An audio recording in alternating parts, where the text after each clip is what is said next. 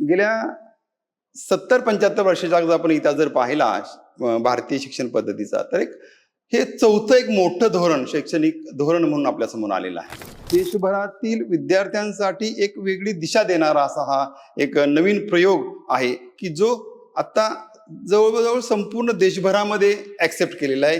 त्यामध्ये महाराष्ट्र निश्चितच खूपच ॲग्रेसिव्ह आहे. सामान्यतः सामान्य माणसापर्यंत हे शिक्षण कसं पोहोचेल यासाठी जाणीवपूर्वक प्रयत्न याच्यामध्ये केलेत.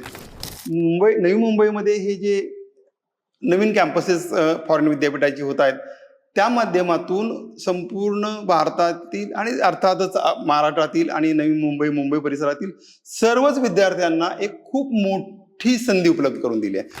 इथं जर आपण अशा पद्धतीने जर शिक्षण जर एका ठिकाणी जर आणलं, तर त्याच्यावरती अवलंबून असणाऱ्या असंख्य इंडस्ट्री छोट्या मोठ्या तिथं तयार होतील आणि त्यामुळं इथल्या महाराष्ट्रातील प्रामुख्यानं मुलांना वेगवेगळ्या रोजगाराच्या संधी उपलब्ध होणार आहेत. 4 सेमिस्टरपैकी 2 सेमिस्टर इथं शिकतील आणि 2 सेमिस्टर तिकडे जातील. म्हणजे पैशाच्या हिशोबात जर म्हणायचं म्हणलं तर एक समजा 50 लाखाचा खर्च त्यासाठी अपेक्षित असेल, तर 25 लाखाचा खर्च इथे ते 5 लाखामध्ये करतील. म्हणजे 20 लाख आज सरळ वाचतील आणि राहिलेलेचा खर्च तिकडे जाऊन ते करतील. डिग्री मात्र तुम्हाला तीच मिळणार आहे. 2 विद्यापीठ आहेत, पुणे विद्यापीठ, सावित्रीबाई फुले पुणे विद्यापीठ आणि मुंबई विद्यापीठ, असे दोघे एकत्र येऊन मराठी भाषेमध्ये साहित्य निर्माण करण्याचं काम चालू करतात. मल्टी डिसिप्लिनॅरिटी हा एक महत्त्वाचा तत्व आहे. म्हणजे ज्यामध्ये काय आहे, तर तुम्ही एकच मी करेन असं म्हणता कामा नये, तर त्याबरोबर बहु विषय जे आहेत, वेगवेगळे विषय, तर त्या विषयामध्ये तुमची पारंगतता असली पाहिजे. जसं देशाचं नेतृत्व आदरणीय मोदीजी करतायत, तसं राज्याचं नेतृत्व तेवढ्याच ताकदीनं मी म्हणेन आदरणीय आपले चीफ मिनिस्टर जे आहेत देवेंद्रजी, ते खूप चांगल्या पद्धतीने करतायत. ही लिडरशिप 10 वर्षामध्ये महाराष्ट्राला जगाचं म्हणेन मी, जगामध्ये ॲटलिस्ट संपूर्ण आशिया खंडामध्ये तरी आपण ज्ञानाला लीड करणारं आपले राज्य होऊ शकेल. NEP 2020 म्हणजेच राष्ट्रीय शिक्षण धोरण 2020 मुळे राज्यामध्ये नवी मुंबईमध्ये आंतरराष्ट्रीय शिक्षणाची मुहूर्तमेढ रोवली जात आहे. अशा वेळी राज्यामध्ये दुसरीकडे भाषेवरून प्रचंड गदारोळ माजला आहे. नवं शिक्षण धोरण हे शिक्षण क्षेत्रामध्ये भविष्यात आमूलाग्र बदल घडवून आणणारं असणार आहे. या नव्या शिक्षण धोरणातून नेमक्या कोणत्या संधी आहेत, या दृष्टिकोनातून आता आपल्या शिक्षण पद्धतीमध्ये कोणते बदल भविष्यामध्ये दिसून येणार आहेत, यासारख्या असंख्य विषयांवर आपल्याशी बोलण्यासाठी आज मुंबई विद्यापीठाच्या आयडलचे संचालक डॉक्टर प्राचार्य शिवाजी सरगर सर आहेत. नमस्कार सर, मुंबई तरुण भारत मध्ये आपलं खूप खूप स्वागत. पहिलाच प्रश्न, नवं शिक्षण धोरण नेमकं काय आहे हे आम्हाला तुमच्याकडनं सोप्या शब्दात जाणून घ्यायला आवडेल. सर्वप्रथम मी मुंबई तरुण भारतचे आभार मानतो. या निमित्तानं जी एक नवीन शैक्षणिक धोरण, ज्याला आपण राष्ट्रीय शिक्षण धोरण 2020 असं म्हणतोय, त्याबद्दल चर्चा करण्यासाठी मला आमंत्रित केलं, त्याबद्दल सर्व टीमचं मी सर्वप्रथम आभार मानतो. ॲक्च्युली याची चर्चा जी आहे, ही चर्चा गेल्या 4-5 वर्षापासून, ॲक्च्युली 2019 पासूनच झालेली आहे. आणि ही चर्चा होत असताना याच्यामधले अनेक विविध पैलू आहेत. जसं मला विचारलं, अगदी सहज सोप्या शब्दात जर याच्याबद्दल सांगायचं म्हणलं तर एक 3-4 ॲस्पेक्ट्स बद्दल मला बोलायला आवडेल. एक म्हणजे हे जे धोरण आहे ते अत्यंत वेगळ्या पद्धतीनं आपल्याकडे मांडलेलं आहे. गेल्या 70-75 वर्षाच्या अगोदर आपण इतिहास जर पाहिला भारतीय शिक्षण पद्धतीचा, तर हे चौथं एक मोठं धोरण, शैक्षणिक धोरण म्हणून आपल्यासमोर आलेलं आहे. म्हणजे 1986 नंतर याच्यामध्ये विशेष काही झालेलं नव्हतं. म्हणजे जवळपास 34 वर्षानंतर आलेलं हे शैक्षणिक धोरण आहे. आणि इतकं वेगळ्या पद्धतीनं शिक्षणाकडे बघण्याचा याचा प्रयत्न आहे की त्यामध्ये संपूर्ण स्ट्रक्चर, जे पूर्वीचं जे स्ट्रक्चर आपण जर पाहिलं, तर पूर्वीच्या स्ट्रक्चरमध्ये आपण 10+2+3 असं स्ट्रक्चर होतं. आता हे स्ट्रक्चर आपण बदललेलं आहे. ह्या स्ट्रक्चरमध्ये आपण काय केलंय की 3च्या ऐवजी 4 टप्प्यामध्ये स्ट्रक्चर केलेलं आहे. त्याचा फायदा असा होतोय की मुलांना प्रायमरी कुठून कुठपर्यंत, त्याच्यानंतर लोअर सेकंडरी, हायर सेकंडरी आणि उच्च शिक्षण, त्याच्यानंतर रिसर्च, अशा वेगवेगळ्या टप्प्यामध्ये त्यांनी काय केलेलं आहे, अत्यंत सिस्टमॅटिकली विद्यार्थ्याचा जो शिकणारा लर्नर आहे त्याचं एज ग्रुप काय आहे, त्या एज ग्रुपला अनुसरून त्यांनी ही संपूर्ण रचना केलेली आहे. आणि त्यामुळं काय आलंय की हे सर्वसामान्य विद्यार्थी सगळ्या प्रकारचे सगळ्या कॅटेगरीच्या विद्यार्थ्यांच्या पर्यंत पोहोचून एक वेगळी दिशा आपण म्हणता येईल, संपूर्ण देशभरातील विद्यार्थ्यांसाठी एक वेगळी दिशा देणारा असा हा एक नवीन प्रयोग आहे की जो आता जवळजवळ संपूर्ण देशभरामध्ये ऍक्सेप्ट केलेला आहे. त्यामध्ये महाराष्ट्र निश्चितच खूपच अग्रेसिव्ह आहे. सर, तुम्ही अगदी सोप्या भाषेत आम्हाला सांगितलं, मागच्या कित्येक वर्षात यामध्ये बदल झालेले नव्हते, त्यामुळे एक दरी दिसून यायची, टक्केवारीमध्ये देखील सामाजिक घटकानुसार ती दरी दिसून यायची. सर्व समाजातील घटकांना, सर्व वर्गातील घटकांना सामावून घेऊन जी मार्कांची टक्केवारी आहे किंवा जी शिक्षणाची टक्केवारी आहे ती वाढवण्यामध्ये एकदम स्पेसिफिकली सांगाल आम्हाला की कसं हे धोरण महत्वपूर्ण ठरणार आहे? जसं फ्लेक्झिबिलिटी हे एक महत्वाचं तत्व आहे या नवीन शिक्षण धोरणाचं, त्याप्रमाणेच इन्क्लुझिव्हिटी हा एक अत्यंत महत्वाचा ह्याच्यामधला भाग आहे. मला सांगायला आवडेल की या इन्क्लुझिव्हिटीने काय झालेलं आहे की समाजामधील सर्व घटक म्हणजे जे उच्च शिक्षित पालक आहेत त्यांची मुलं असतील किंवा जी खेड्यापाड्यामध्ये ग्रामीण भागामध्ये राहणारे कमी शिकलेले पालक जे आहेत त्यांची मुलं, या सर्वांना एकत्रित घेऊन जाणारी शिक्षण पद्धती आहे एक. दुसरा भाग म्हणजे हे आर्थिक फक्त झाला भाग. दुसरा भाग आहे त्याच्याबरोबर आपण जर सामाजिक जर गोष्टीचा विचार केला तर यामध्ये लोअर क्लास आणि अप्पर क्लास, मी क्लास म्हणतोय, तर या लोअर क्लास आणि अप्पर क्लास म्हणजे अगदीच खूप मोठी माझ्याकडं प्रॉपर्टी आहे, माझी मुलं आणि ज्यांच्याकडे जे रोजच्या रोज कमावून खातात त्यांच्या मुलांमध्ये असणारा जो भेदभाव जो आहे तो मिटलेला आहे. ही दरी पूर्णपणे मिटवण्याचा प्रयत्न या धोरणाने केलेला आहे. कारण काय होतंय, तुम्ही जेव्हा शाळेत जाताय म्हणजे अगदी पहिलीपासून जर सुरुवात केली ते अगदी हायर एज्युकेशन पर्यंत, त्या ठिकाणी सर्वांना समान. तिसरा भाग आहे तो म्हणजे लिंग. याच्यामध्ये काय केलंय की मुलं आणि मुली या सर्वांना चांगल्या पद्धतीने इन्क्लूड करून घेतलेलं आहे. त्यासाठी काही विशेष योजना आलेल्या आहेत, जे आपण डिफरंटली एबल्ड जे स्टुडंट्स म्हणतो यांच्यासाठी देखील या शिक्षण धोरणामध्ये विचार केलाय. म्हणजे समाजातल्या सर्व प्रकारच्या घटकांना काय काय देणं लागतोय आपण त्यासाठी प्रत्येकासाठी तरतूद करण्यात आलेली आहे. वेगवेगळ्या स्कॉलरशिप्स आहेत, त्यांना शिकण्यासाठी ज्या संधी उपलब्ध करून देणं अपेक्षित आहे की तो मुलगी विशिष्ट टप्प्यातून जसं आपण क्लासमधून वर्गातून तिथं पोहोचतोय तर त्याला तिथं कसं जाता येईल, तो इतरांच्या बरोबर कसं चांगल्या पद्धतीने मॅचअप करून राहू शकेल याचा विचार या शैक्षणिक धोरणामध्ये केलेला आहे. प्रत्येकाला आवश्यक असणारी प्रत्येक गोष्ट त्याच्यामध्ये इन्क्लूड करण्याचा प्रयत्न निश्चितपणे जाणीवपूर्वक हा केलेला आहे. सर, रेग्युलर शिक्षणाच्या व्यतिरिक्त तुमच्याकडे एक मोठी धुरा आहे, ती म्हणजे दूरस्थ शिक्षण पद्धतीची.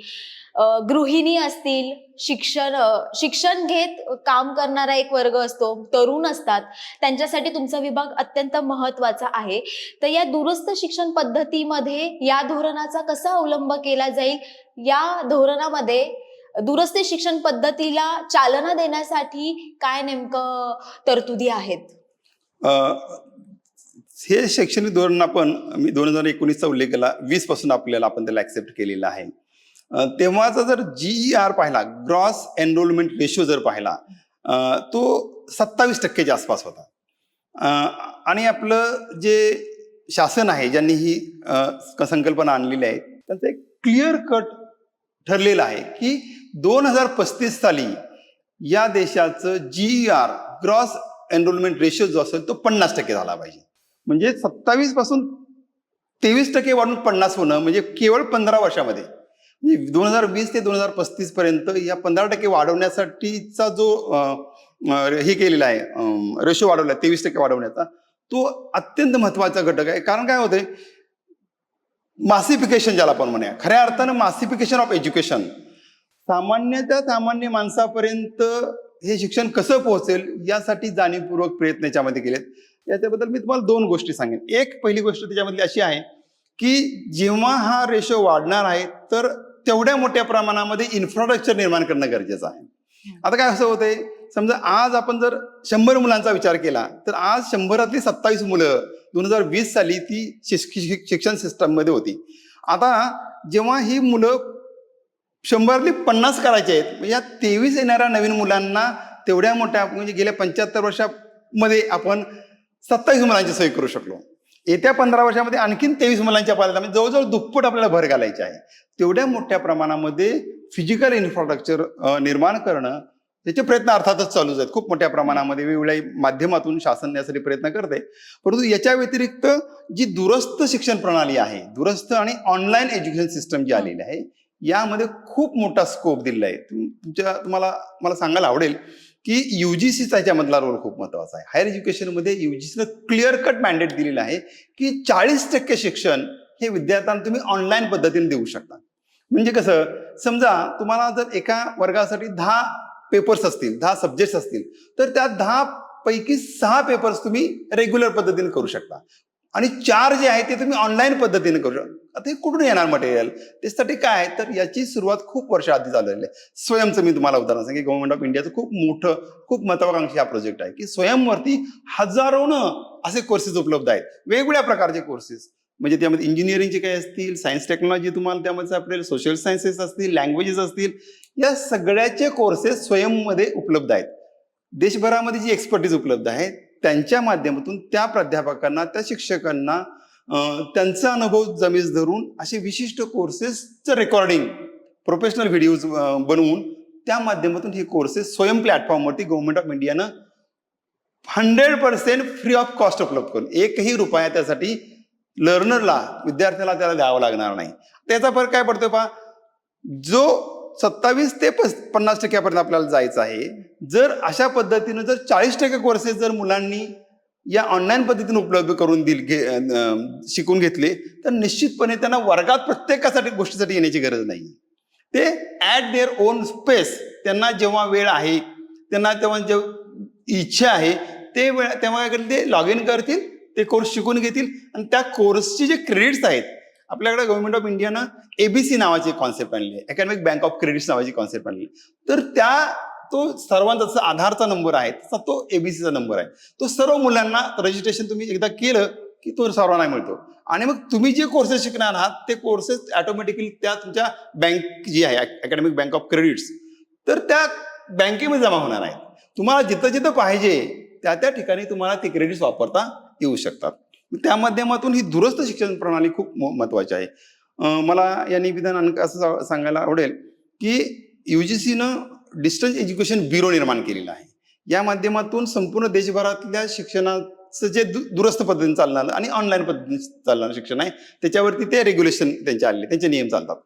तर त्यांनी ही इतकी सुटसुटीत प्रणाली केलेली आहे की कुणीही विद्यार्थी, कुणीही गृहिणी, तुम्ही गृहिणीचं नाव घेतलं, खूप अशा आपल्याकडे स्त्रिया आहेत किंवा आपल्याकडे काही पुरुष आहेत की काही ना काही कारणानं त्यांचं शिक्षण अर्धवट सुटलेलं आहे. तर त्या लोकांना पुन्हा एकदा या शिक्षणाच्या मुख्य प्रवाहामध्ये आणण्याचं काम हे NEP 2020 माध्यमातून, दूरस्थ आणि ऑनलाईन शिक्षण पद्धतीच्या माध्यमातून गव्हर्नमेंटने केलेलं आहे. त्यासाठी आपण खरं तर त्यांचे खूप आभार मानले पाहिजेत.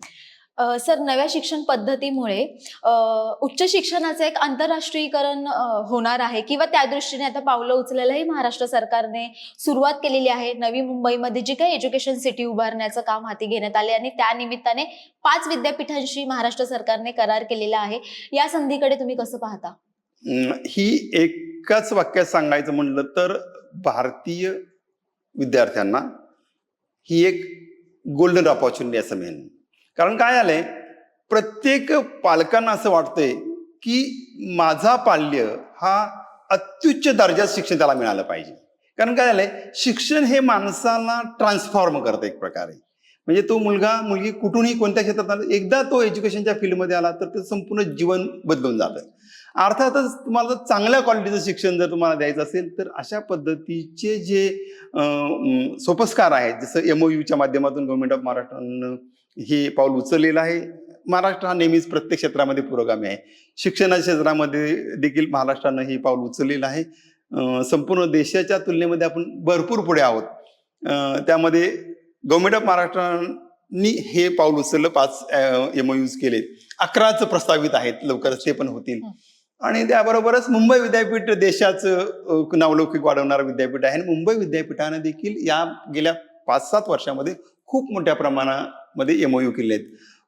माझं इंग्रजी विभाग जिथे मी येतो त्या इंग्रजी विभाग मुंबई विद्यापीठामध्ये आम्ही ऑलरेडी आमचे गेल्या 12-13 वर्षापासून युरोपमधल्या म्हणजे फ्रान्स असू द्यात, जर्मनी असू द्यात, UK असू द्यात, यामधल्या 6 विद्यापीठांचं ऑलरेडी आमचे MOUs आहेत. त्या माध्यमातून मुंबई विद्यापीठाचे विद्यार्थी पॅरिस विद्यापीठात जात आहेत, ड्युसेलडॉर्फला जात आहेत, म्युन्स्टरला जात आहेत, ऑक्सफर्डला जात आहेत आणि तिथे शिकतायत. आणि त्याच वेळेला ते विद्यार्थी इथं माझ्याकडे येत आहेत. मुंबई विद्यापीठामध्ये ते येत आहेत, त्या विभागामध्ये 1 सेमिस्टर 2 सेमिस्टर ते शिकतायत आणि एक प्रकारची देवाणघेवाण होते. त्याबरोबरच प्राध्यापकांनाही ती संधी उपलब्ध झालेली आहे. आता काय झालं, हा झाला आत्ता पर्यंत असणारी परिस्थिती. आता गव्हर्नमेंट ऑफ इंडियानं NEPच्या माध्यमातून ही जी आता नवीन दरवाजे उघडलेले आहेत, त्या माध्यमातून काय होते तर आज ही परदेशी विद्यापीठे इथे येतील, त्यांचे कॅम्पसेस इथं आपल्याकडे तयार होतील. त्यांचे कॅम्पसेस इथं तयार झाल्यानंतर जी येणारे इन्फ्रास्ट्रक्चर आहे, इन्फ्रास्ट्रक्चर डेव्हलपमेंट होईल 2 प्रकारचं. एक आहे अकॅडमिक डेव्हलपमेंट, अकॅडमिक इन्फ्रास्ट्रक्चर. त्यामध्ये प्राध्यापक आहेत ज्यांच्याकडे खूप मोठ्या प्रमाणात नॉलेज आहे ते आहे. दुसरी आहे जे फिजिकल इन्फ्रास्ट्रक्चर आहे, बिल्डिंग्स आहे, त्यासाठी रस्ते असतील, दळणवळणाची साधने असतील, या सगळ्या गोष्टीमध्ये खूप मोठ्या प्रमाणामध्ये बदल होतोय आणि होणार आहे. आणि महाराष्ट्रानं ते पहिले पाऊल उचलून एक प्रकारे मी असं म्हणेन की आपल्या शासनानं नवी मुंबईमध्ये हे जे नवीन कॅम्पसेस फॉरेन विद्यापीठाची होत आहेत, त्या माध्यमातून संपूर्ण भारतातील आणि अर्थातच महाराष्ट्रातील आणि नवी मुंबई परिसरातील सर्वच विद्यार्थ्यांना एक खूप मोठी संधी उपलब्ध करून दिली आहे. जसं मी एकच उदाहरण तुम्हाला मी देईन की आज हजारो विद्यार्थी हे परदेशी विद्यापीठामध्ये शिकायला जात आहेत. ते जात असताना काय होतंय तर आपण समजा जर अमेरिकेमध्ये जाणार असू तर आपल्या विद्यार्थ्यांना डॉलरच्या रूपानं शिक्षणाची फी किंवा तिथे राहण्याचा जो खर्च आहे तो करावा लागतोय. भरपूर मोठ्या प्रमाणामध्ये परकी गंगाजळ आपल्यासाठी वापरावं लागतं, एक्सचेंज वापरावं लागतं. त्याप्रमाणे UK मध्ये असेल तर तिकडे त्यांना पाऊंडमध्ये खर्च करावा लागतो. प्रत्येक ठिकाणी हे करावं लागतं. आज काय होणार आहे, जेव्हा ही विद्यापीठ आपल्याकडे येत आहेत तेव्हा हे परकी चलन आपण वाचवणार आहोत. म्हणजे 2, एक परकी चलन वाचलं, त्याबरोबरच त्याच दर्जाचं तसंच शिक्षण आपल्याला इथं आपल्या घराच्या शेजारी म्हणजे नवी मुंबईच्या जी 3री मुंबई म्हणून आपण उदयाला येते त्या ठिकाणी हे उपलब्ध होते. सिडकोच्या काही भूखंडाची त्याच्याबद्दल चर्चा चालू आहे गव्हर्नमेंटची आणि गव्हर्नमेंट त्या ठिकाणी त्यांना उपलब्ध करून त्या ठिकाणी मला 3 गोष्टी उल्लेख करायचा आहे. एक म्हणजे त्यामुळे काय होईल, जेव्हा एखादी मोठी इंडस्ट्री तयार होते त्या इंडस्ट्रीच्या अवतीभोवती त्या इंडस्ट्रीवरती अवलंबून असणाऱ्या इतर छोट्या मोठ्या इंडस्ट्री निर्माण होतात. एज्युकेशन ही एक इंडस्ट्री आहे, हे आज नाही. 1986चा जो आपला पूर्वीचा ह्याच्या अगोदरचा जो शिक्षण आयोग आला त्याच्यानंतर 91 मध्ये झालेली जी आंतरराष्ट्रीय परिषद झाली तेव्हाच एज्युकेशनला एक कमोडिटी पकडलेला आहे. शिक्षण एक कमोडिटी झालेलं आहे, म्हणजे आपण ती विकत घेऊ शकतो, विकू शकतो. तर त्यामुळे काय झालंय, इथं जर आपण अशा पद्धतीने जर शिक्षण जर एका ठिकाणी जर आणलं तर त्याच्यावरती अवलंबून असणाऱ्या असंख्य इंडस्ट्री छोट्या मोठ्या तिथं तयार होतील आणि त्यामुळं इथल्या महाराष्ट्रातील प्रामुख्यानं मुलांना वेगवेगळ्या रोजगाराची संधी उपलब्ध होणार आहेत. म्हणजे जसं मी तुम्हाला सांगितलं की त्या कंटेंट डेव्हलपमेंट जे आहे, कारण ते सगळंच सगळं असं होणार नाही की सगळे लोक येतील आणि करतील, तर नाही, काही ऑनलाईनही होतील. तर ती इंडस्ट्री मोठ्या प्रमाणामध्ये निर्माण होईल. त्यांना सपोर्टिंग असणारं जे एज्युकेशनल मटेरियल जे आहे, पुस्तकं असतील, नोटबुक्स असतील किंवा आता नवीन पद्धतीमध्ये लॅपटॉप्स आले, टॅबलेट्स मुलांसाठी, याच्याशी रिलेटेड असं सगळ्या इंडस्ट्रीज अवतीभोवती निर्माण होतील आणि एक प्रकारे फक्त विद्येचं माहेरघर होणार नाही मुंबई फक्त विद्येचं, तर ऑलरेडी ते आर्थिक राजधानी आहेच, ते आणखीन मोठ्या प्रमाणात म्हणजे आता 40% म्हणतो आपण वाटा उचलतो देशाच्या अर्थकारणाचा, उद्याला तो 45% 50% झाला तर मला वाटतं काही आश्चर्य होईल असं मला वाटत नाही. सर, आंतरराष्ट्रीय विद्यापीठ आपल्या इथे येत असताना आता आपल्या विद्यापीठांनी स्पर्धात्मक आणि प्रासंगिक राहण्यासाठी काय बदल करण्याची आवश्यकता आहे किंवा या सगळ्या बदलांकडे भविष्यात कसं तुम्ही बघता? मी सांगितलं की मुंबई विद्यापीठानं ऑलरेडी MOUs केले. मुंबई विद्यापीठाबरोबरच भारतातली इथं हे कसं असतं की हे असं मी एखादी गोष्ट म्हणून चालत नाही, तर याच्या पाठीमागे संपूर्ण शासकीय यंत्रणा उभी आहे. म्हणजे शासकीय यंत्रणा, आता डिपार्टमेंट ऑफ एज्युकेशन जे आहे, ministry of education government of इंडियाचं, त्यांनी हे प्रयत्न चालू केलेले आहेत. त्या माध्यमातून UGCनं काहीतरी नवीन आमूलाग्र बदल करून आणले की ज्या माध्यमातून आम्हाला संधी उपलब्ध करून दिली की मुंबई विद्यापीठ, पुणे विद्यापीठ किंवा आणखी कोणती विद्यापीठ आहेत ती विद्यापीठं परदेश विद्यापीठाबरोबर काय करतील, सामंजस्य करार करतील. हे सामंजस्य करारामध्ये 2-3 भाग वेगळे आहेत. एक म्हणजे तुम्ही काय करू शकता, तुमचे विद्यार्थीकडे पाठवू शकता. आता समजा 2 वर्षाचा एखादा प्रोग्राम असेल, मास्टर्स प्रोग्राम असेल, तो करण्यासाठी आज जर युरोपमध्ये किंवा अमेरिकेमध्ये किंवा इतर प्रगत देशामध्ये जर आपली मुलं जात असतील तर आता काय होईल, ते आमच्या मुंबई विद्यापीठामध्ये MOU आम्ही सेंट लुईस युनिव्हर्सिटी बरोबर समजा केलेला आहे. तर काय होईल, तर आमची मुलं इथं शिकतील एक संपूर्ण वर्ष, म्हणजे 4 सेमिस्टरपैकी 2 सेमिस्टर इथं शिकतील आणि 2 सेमिस्टर तिकडे जातील. म्हणजे पैशाच्या हिशोबात जर म्हणायचं म्हणलं तर एक समजा 50 लाखाचा खर्च त्यासाठी अपेक्षित असेल तर 25 लाखाचा खर्च इथे ते 5 लाखामध्ये करतील. म्हणजे 20 लाख आज सरळ सरळ वाचतील आणि राहिलेलेचा खर्च तिकडे जाऊन ते करतील. डिग्री मात्र तुम्हाला तीच मिळणार आहे. म्हणजे 40% ऑनलाईन तिकडच्या माध्यमातून ते देतील, 1 वर्ष इथं पूर्ण करतील, 1 वर्ष तिकडे पूर्ण करतील. त्या पद्धतीनंच तिकडच्या मुलांना हा फायदा आहे. फक्त आपण वनवे विचार करत नाही आहोत. म्हणजे शासन फक्त वनवे विचार करत नाही. शासन काय करते, तर ज्याप्रमाणे आपल्याला पूर्वीच्या शिक्षण पद्धतीमध्ये वेगवेगळ्या देशातून आपल्या तक्षशिलासारख्या नालंदासारख्या विद्यापीठामध्ये जगभरातून विद्यार्थी यायचे, तोच प्रयत्न आपल्याला लक्षात आहे. वेगळ्या पद्धतीनं तो प्रयत्न चालू आहे की आपण जर ही विद्यापीठ इथं उपलब्ध करून दिली, एक क्वालिटी चांगल्या दर्जाचं उच्च शिक्षण निर्माण केलं, तर तिकडचे विद्यार्थी देखील आता देखील येत आहेत, ती संख्या खूप मोठ्या प्रमाणामध्ये वाढणार आहे आणि त्यामुळं परकीय चलन आपल्याकडे येणार आहे. प्रत्येक गोष्ट आपण असं या थोडंसं अँगलला आपल्याला त्याचा विचार करावा लागेल आणि निश्चितच त्याचा आपल्या एकूण सिस्टमला आपल्याला त्याचा फायदा होणार आहे. सर, उच्च शिक्षणाकडे जात असताना आपण बघतो की पुणे हे विद्येचं माहेरघर आहे. मोठ्या संख्येने मुलं, ग्रामीण भागातली मुलं असतील, इतर भागातली निम शहरी भागातील मुलं असतील, जसे आता पुण्यामध्ये जातात तशी भविष्यामध्ये मुंबईच्या दिशेने येतील, आताही येतात, त्यात काहीच वाद नाहीये किंवा काही शंका घेण्याचं कारण नाहीये. मात्र ह्या मुलांना उत्तम भाषा ज्ञान असावं. भाषेकडे थोडंसं जाते कारण की प्रचंड गदारोळ सुरू आहे भाषेवरून. त्यांना उत्तम भाषा ज्ञान असावं. सर्व भाषा, आता उद्या जर फ्रेंचचं एखादं विद्यापीठ आपल्याकडे आलं तर त्यांना फ्रेंच भाषा ही येणं तितकंच आवश्यक असेल. तर यासाठी काही ब्रिज कोर्सेस आहेत का, किंवा हे ब्रिज कोर्सेस आपल्या विद्यापीठांमध्ये कशा पद्धतीने उपलब्ध करून दिले जातात आणि कोणकोणती कोर्सेस अशी उपलब्ध आहेत सध्या? खरं भाषा हे एक संस्कृतीचं ट्रान्समिशन करण्याचं एक महत्वाचं माध्यम आहे असं मी मानतो. भाषा X किंवा भाषा Y बद्दल मला बोलायचं नाही. मला बोलायचं आहे की भाषेकडे बघताना आपला दृष्टिकोन कसा असला पाहिजे. तर NEP 2020 मध्ये याच्यामध्ये क्लिअर कट गाईडलाईन्स आहेत. जर तुम्ही पाहिलं, जर डॉक्युमेंट तुम्ही उघडून पाहिलं तर त्याच्यामध्ये तुम्हाला असं दिसेल की काय झालेलं आहे, पूर्णपणे लक्ष केंद्रित सरकारनं कशावर केलेलं आहे, तर मातृभाषेमध्ये तुम्हाला ते शिक्षण कसं उपलब्ध होईल. मी पहिली 6 वर्ष जर तुम्ही स्वतःच्या भाषेमध्ये शिकला, रिसर्च सांगतोय की त्यात तुमचं अंडरस्टँडिंग खूप चांगल्या पद्धतीने होतं. तर त्यामुळं त्या प्रकारचे जाणीवपूर्वक प्रयत्न NEP 2020च्या माध्यमातून झालेले आहेत. क्लिअर मॅन्डेट दिलेलं आहे की तुम्ही काय करा, मुलांना ते त्यांच्या भाषेत शिकू द्या एक सुरुवातीचे. त्या व्यतिरिक्त हायर एज्युकेशनकडे जेव्हा आपण बोलतो, जसं तुम्ही मला माझ्या विद्यापीठाबद्दल विचारलं, तर हायर एज्युकेशनला भारतीय भाषा समिती नावाचे एक डिपार्टमेंट ऑफ एज्युकेशनचं एक आपल्या मिनिस्ट्री ऑफ एज्युकेशनचं एक विंग आहे आपल्या गव्हर्नमेंट ऑफ इंडियाकडं.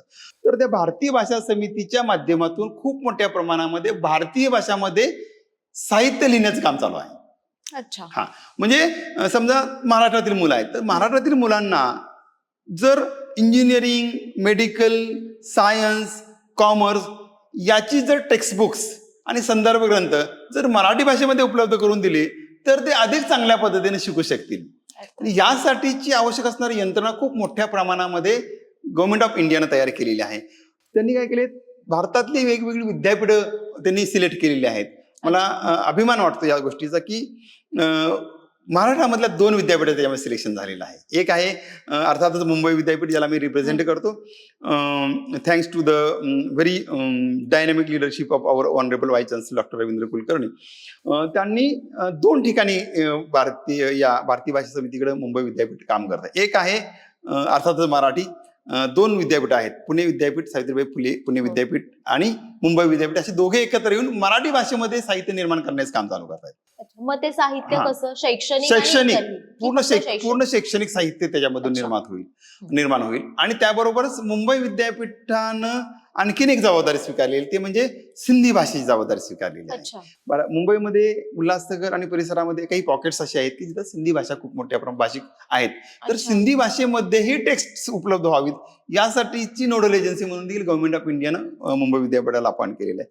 तर आम्ही काय करतोय, तर ही 2 उदाहरणं फक्त मराठी आणि सिंधी सांगतो.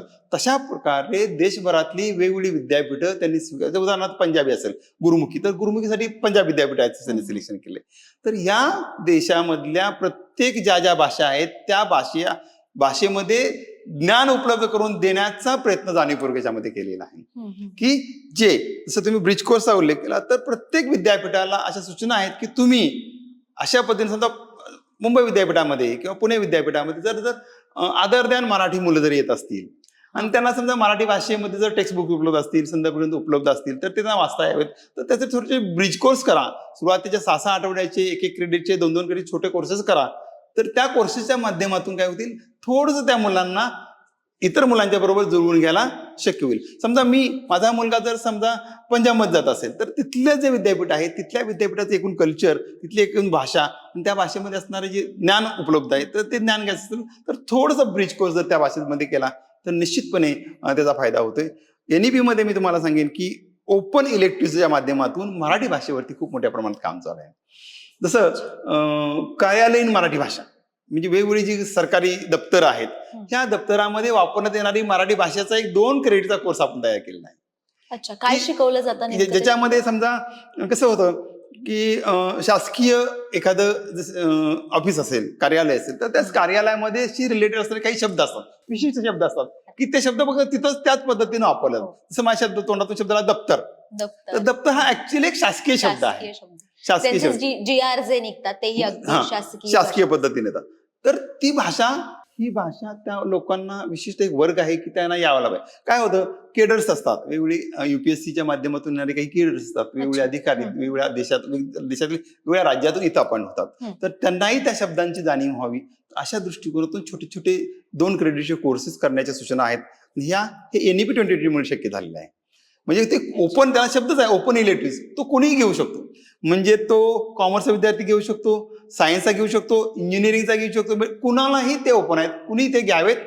त्याचे क्रेडिट त्याच्या बँकेमध्ये, अकॅडमिक बँक ऑफ क्रेडिटमध्ये जमा होते. सर, हा जो तुम्ही उल्लेख केला, तो सिलेबस किंवा तो पूर्ण कोर्स तयार करण्याचं काम सध्या सुरू आहे की अंमलात ऑलरेडी ते चालू झालेलं आहे. NEP 2020 मागच्या वर्षीपासून 2 वर्षापासून PGला, नंतर आता आपण UG अंडर ग्रॅज्युएशन प्रोग्राम्स मध्ये पण ते आलेलं आहे.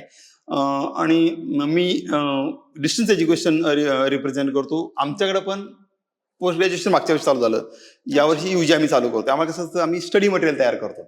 त्यामुळे एकदा रुटीनमध्ये रेग्युलर चालू झालं की त्याच्यानंतर मग ते 1 वर्षाचा अनुभव घेऊन मग आम्ही त्याच्यावरती आधारित स्टडी मटेरियल तयार करतो मुलांना देण्यासाठी. ते आमच्याकडे चालू झालंय. हे ओपन इलेक्टिव्हचे कोर्सेस ऑलरेडी तयार आहेत.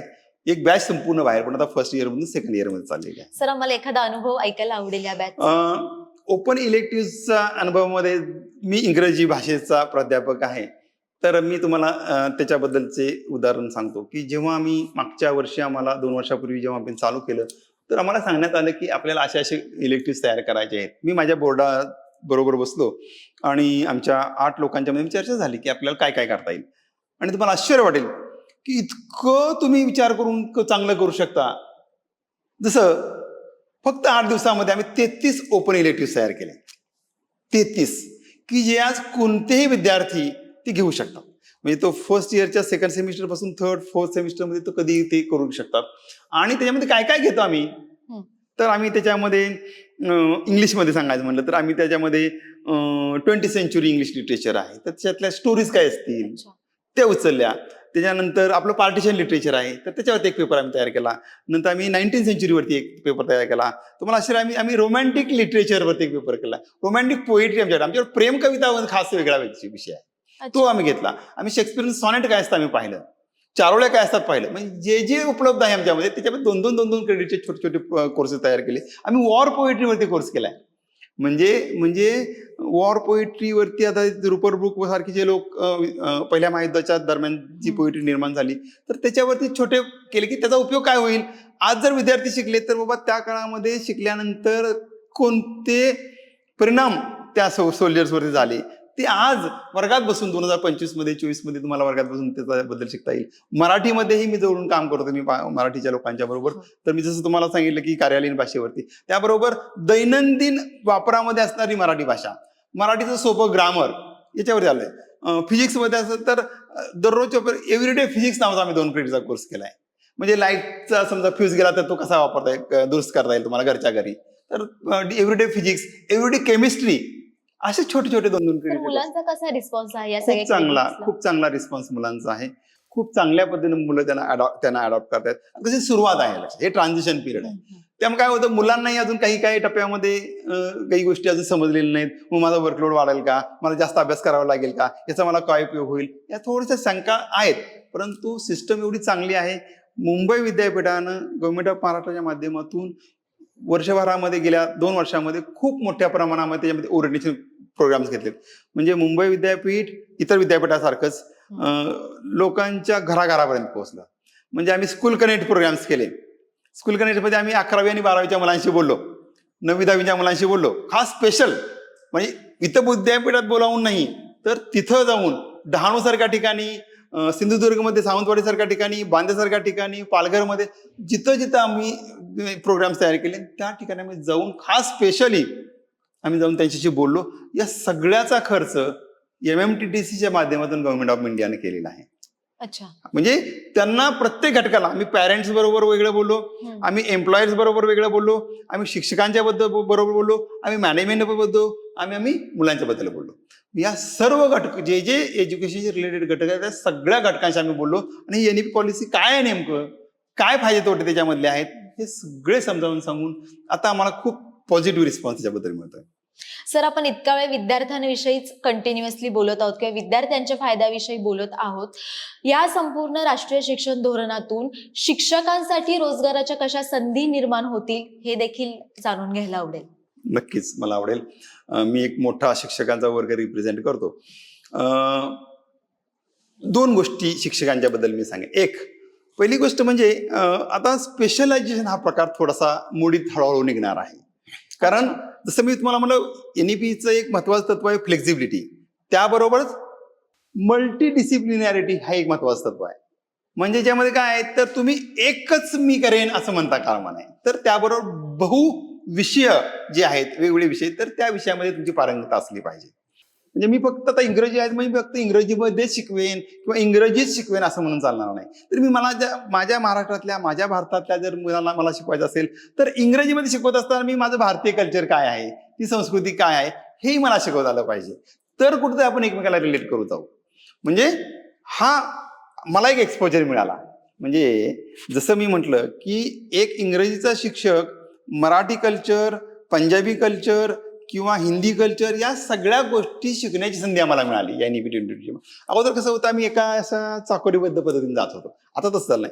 आणि तरुण पिढी खूपच उत्सुक आहे याच्याबद्दल. कारण त्यांचं वाचन, त्यांचं अभ्यास इतका विविधांगी आहे थँक्स टू डिजिटल मीडिया. समाज माध्यमातून बऱ्यापैकी गोष्टी खूप मोठ्या प्रमाणामध्ये. त्यामुळे मला आश्चर्य वाटतं की जेव्हा मी माझे समाज माध्यमातले काही कॉमेंट्स पाहत राहतो, तर मला नाव नाही घेणार आहे मी, परंतु असे मी काही लोक पाहिलेले आहेत की ज्यांचं फील्ड मेडिकल प्रोफेशन आहे, डेंटिस्ट आहे बाय प्रोफेशन, पण ते इंग्रजी साहित्यावरती, मराठी साहित्यावर इतकं उत्कृष्ट बोलतात, इतकं उत्कृष्ट त्यांचे कॉमेंट्री चालू असते आणि ते फेसबुकवरती उपलब्ध असतात. त्याच्यावरती इतक्या प्रकारचे तरुण, वृद्ध आणि अगदी यंग 15-16 वर्षाची मुलं त्याला जोडली गेली आहेत. आणि त्यांची कॉमेंट्स वाचलं तर असं वाटतं, अरे बापरे, त्या 15 वर्षाच्या मुलीनं इतकं कधी वाचलं असेल. म्हणजे हा एक फरक आहे. कारण ते माझ्यासारख्या शिक्षकाला, जो आता मी 2-3 वर्षांनी मी समजा रिटायर होणार असेल, तर खूप शिकण्यासारखं आहे. आणि हे शिकण्याची जी उमेद आहे ही या शिक्षण प्रणालीने आम्हाला दिली आहे. कारण मी गेली 30 वर्ष एकाच विशिष्ट दिशेनं पाहिलं, आता तसं नाही झालेलं आहे. आता मी त्याच्या पलीकडे जाऊन पाहतोय. मल्टी डिसिप्लिनॅरिटी, माझ्या भाषेशिवाय सोशल सायन्स, म्हणजे काही कुठलीही गोष्ट आयसोलेशनमध्ये असत नाही. हे बाबा, आपण शिक्षण आहे, हे शिक्षण हे मानवी जीवनाला प्रचंड मोठ्या प्रमाणामध्ये बदल करणारी गोष्ट आहे. त्यामुळं फक्त मी एकच केलं तर बदलत असं नाही, तर बहुअंगी, बहुआयामी ते असलं पाहिजे, तर तो बदल होईल. शिक्षकाला यामुळे एक मोठी संधी मिळालेली आहे बहुआयामी व्हायला. म्हणजे कसं की माझा विषय फिजिक्स आहे, मग मला म्युझिक खूप शिकायचं होतं पूर्वी, नाही राहून गेलं. आज आपल्याला ती संधी आहे. म्हणजे मी शिकलोय, माझ्या लहानपणी मी तबला कसा वाजवायचा खूप चांगलं मला शिकवलं. अरे वा. तर मग तबला वाजवायचं माझं स्किल जे होतं ते तिथं संपलं असं नाही.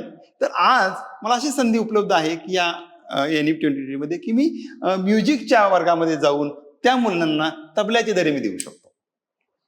अरे वा. म्हणजे माझे इंटरेस्ट, माझं पॅशन जे आहे, पॅशन ही एज्युकेशनच्या माध्यमातून पुढे नेण्यासाठी शिक्षकांनाही खूप मोठी संधी मिळालेली आहे. आणि अर्थातच ज्ञानार्जनाबरोबरच आपण थोडंसं अर्थार्जन ही होतं त्याच्यामधून म्हणता येईल. म्हणजे मी बाहेर गेलो, मी एखाद्या माझा विषय सोडून दुसऱ्या विषयामध्ये जर पारंगतता असेल तर निश्चितपणे मी त्या क्षेत्रामध्ये जाईल, तिथल्या लोकांशी माझं ज्ञान शेअर करेन. ज्ञान शेअर करता करता थोडंसं आर्थिकही निश्चितपणे उत्पन्नाचं साधन. म्हणजे आजची तरुणाई जशी अपडेट होते आहे त्या पद्धतीने नक्की. शिक्षकांनी अपडेट व्हावं आणि विद्यार्थ्यांशी जुळवून घेण्यासाठी त्यांना सोपं नक्कीच. झालं तर काय आलंय, अगदी. 30 वर्षापूर्वीची परिस्थिती आणि आजची परिस्थिती या दोन्हीमध्ये खूप मोठ्या प्रमाणामध्ये बदल आहे. कारण काय होतंय, जर आपल्याला बदलत्या प्रवाहाबरोबर बदलता जर आलं नाही तर आपण खूप मागे पडू. आणि याची जाणीव शिक्षकांना देखील आहे. कारण काय आलंय, आज दर 2 महिन्यानं 3 महिन्यानं प्रत्येक विषयामध्ये काहीतरी नवीन नवीन येत राहते. पूर्वी कसं होतं, त्याला 5 वर्ष 10 वर्ष लागायची. आता तसं नाही झालेलं. आज मी म्हणलं नाही, मी 2 वर्षापूर्वी वाचला होता शेक्सपियरचं हॅमलेट, ते मी तसं नाही चालत आहे. कारण 2 वर्षा काळामध्ये खूप मोठ्या प्रमाणामध्ये रिसर्च झालेला आहे. तो रिसर्च जर मी वर्गात मुलांच्याशी बोललो नाही, आज आत्ता वर्गात पाऊल टाकण्याच्या अगोदर मी माझ्या ह्याच्यामध्ये जर बघून नाही गेलो की काय काय चाललंय, तर मुलं म्हणतात तुम्ही आम्हाला काय नवीन शिकवणार आहात, ऑलरेडी आम्हाला माहिती आहे ते. तर शिक्षक देखील अपडेट होतोय, ही खूप मोठी गोष्ट आहे. पण सर हे आव्हानात्मक आहे असं नाही वाटत? निश्चित आव्हानात्मक आहे, आपल्याला बदलावंच लागेल. आणि कसं आहे, हे बा survival of the fittest he theory आहे निश्चितपणे. आणि तुम्ही कोणत्या क्षेत्रात असा, तुम्हाला त्या क्षेत्रामध्ये जर थांबून राहायचं, टिकून राहायचं असेल, पाय रोवायचे असतील, तर तुम्हाला त्यासाठी आवश्यक असणारे स्किल्स तुम्हाला निश्चितपणे स्वीकारावे लागतील, अंगीकारावे लागतील. त्यामध्ये तुम्हाला पुढे जावंच लागेल. सर आज समाज माध्यमाच्या युगामध्ये सगळं काही बदलतंय, विद्यार्थीही अपडेट होत आहेत, शिक्षकही अपडेट होत आहेत.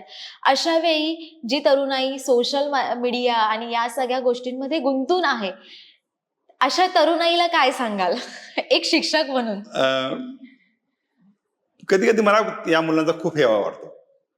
मी जेव्हा 90s मध्ये जेव्हा मी शिकवत होतो तेव्हाची परिस्थिती आणि आज 2020 नंतरची परिस्थिती खूप बदललेली आहे.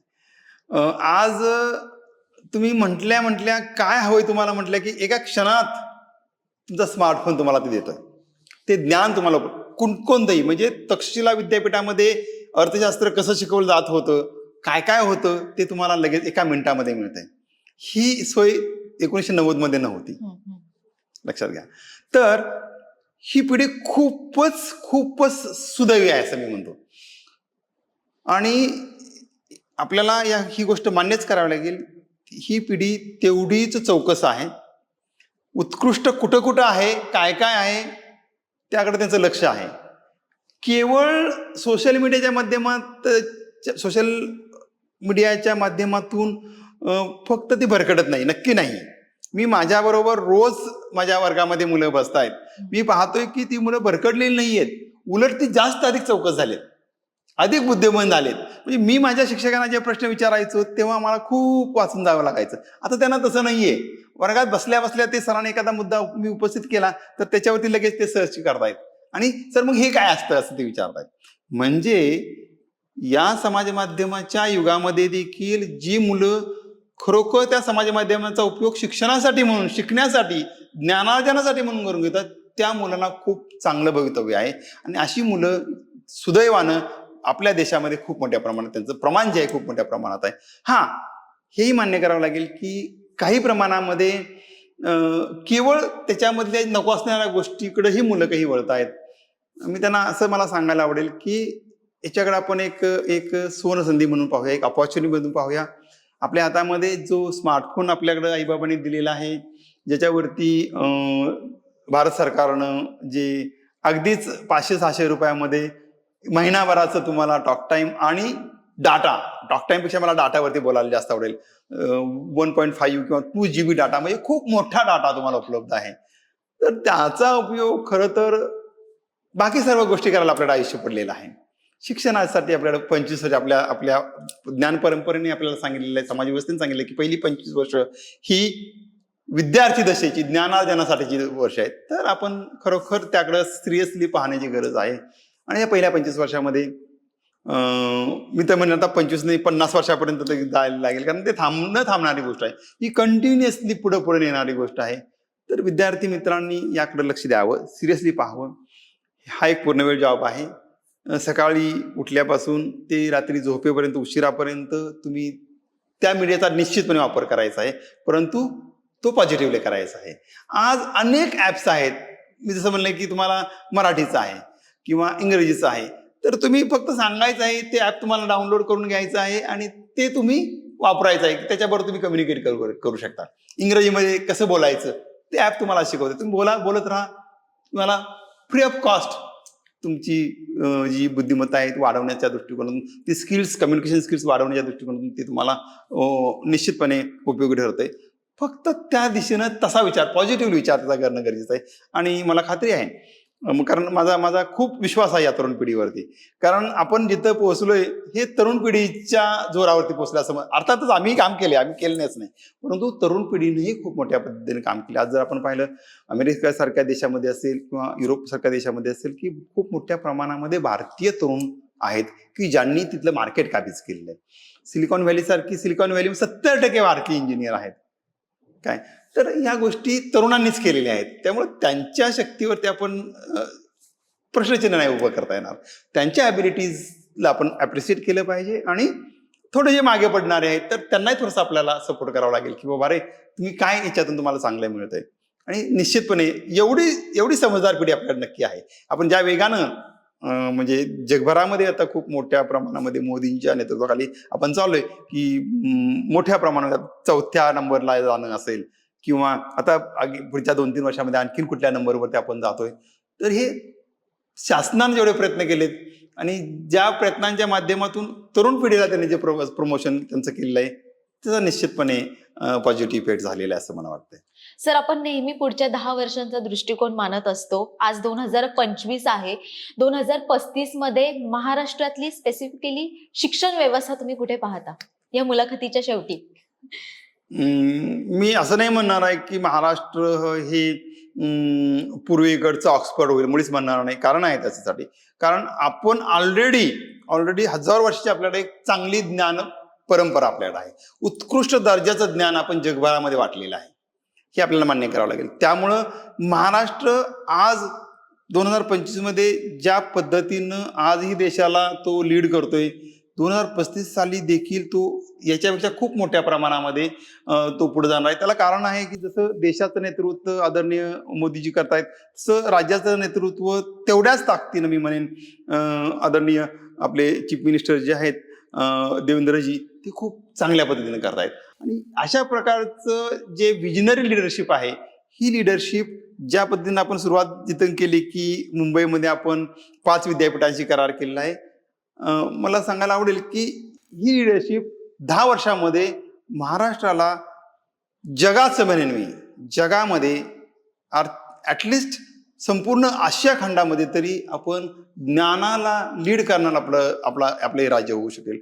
मोठ्या प्रमाणामध्ये इन्फ्रास्ट्रक्चरल डेव्हलपमेंट होत आहेत खूप मोठ्या प्रमाणामध्ये. जसं मी तुम्हाला सांगेन की दुसरं विमानतळ, आंतरराष्ट्रीय विमानतळ पनवेलला होऊ घातलंय. लवकरच आता याच वर्षी आपलं तिथं प्रोफेशनली आपल्याला त्याची उड्डाणं चालू होतील. ही एक चेन आहे. पुणे मुंबई अंतर 1995 साली जेव्हा बीजेपीचं सरकार आलं संयुक्त, तेव्हा 2 तासामध्ये पुणे मुंबई जोडलं गेलं. त्याच्या अगोदर मी येत होतो मुंबईला तेव्हा मला 8 तास 10 तास लागायचे माझ्या साताऱ्यावरून येण्यासाठी. आज मी 4-4.5 तासात येतो. आता तो नवीन बोगदा लोणावळ्याचा होऊ लागलेला आहे. हा, तर तो बोगदा आता तयार होतोय, त्याचं लवकरच लोकार्पण होईल. त्याच्या माध्यमातून आणखीन अर्धा-पाऊण तास आपला वासना आहे पुणे मुंबई. म्हणजे पुणे ते पनवेल नवी मुंबई जी आहे 1 तासात आपण पोहोचणार आहोत. म्हणजे हे जे आहे इन्फ्रास्ट्रक्चर डेव्हलपमेंट, हे सगळं विचार करून झालेलं आहे.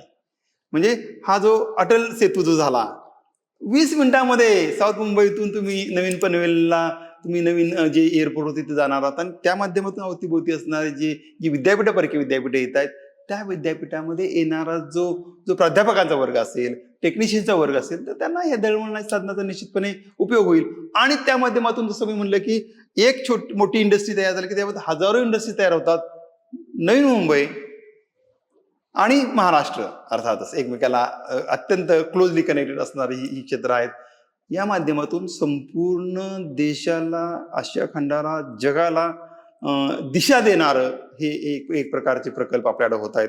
आणि निश्चितपणे 2035 साली महाराष्ट्राचा वाटा हा देशाच्या वाट्या जो अर्थकारणातला जो वाटा आहे तो खूप मोठा आता असणाऱ्या यापेक्षा ऍटलिस्ट 20-25% एक्स्ट्रा असं होईल असं माझी डेफिनेटली खात्री आहे त्याच्याबद्दल. निश्चितच सर, धन्यवाद आमच्याशी संवाद साधला त्याच्यासाठी आणि आम्हाला इतकी महत्वपूर्ण माहिती दिली त्यासाठी देखील. 2035 मध्ये महाराष्ट्र हा देशालाच नव्हे तर जगाला आशिया खंडामधला ज्ञानार्जनाचा एक दिशादर्शक असा एक भूभाग असेल असं सरांनी सांगितलेलं आहे. त्याच पद्धतीने ही एक चैन आहे. जसं की आता राज्यामध्ये इन्फ्रास्ट्रक्चरचे प्रकल्प मोठ्या संख्येने सुरू आहेत. एज्युकेशन सिटी भविष्यामध्ये निर्माण होईल. त्या निमित्ताने भारतीय तरुणांना, विशेषतः महाराष्ट्रातल्या स्थानिक तरुणांना शिक्षणाच्या मोठ्या संधी या निमित्ताने निर्माण होणार आहेत. महाराष्ट्राचं आणि देशाचं भविष्य अत्यंत उज्ज्वल आहे आणि ते देखील अत्यंत योग्य आणि विजनरी नेतृत्वाच्या माध्यमातून हे सगळं काही होतं आहे. हा संपूर्ण विषय, ही संपूर्ण मुलाखत तुम्हाला कशी वाटली ते आम्हाला कमेंट बॉक्समध्ये नक्की कळवा. नव्या राष्ट्रीय शिक्षण धोरणावरची तुमची मतं असतील ते देखील आम्हाला कमेंट बॉक्समध्ये नक्की कळवा. MHA-MTBच्या फेसबुक पेजला लाईक करा. आमचं युट्यूब चॅनल आहे ते देखील सबस्क्राईब करा आणि ही मुलाखत आवडली असल्यास नक्कीच जास्तीत जास्त शेअर करा. धन्यवाद.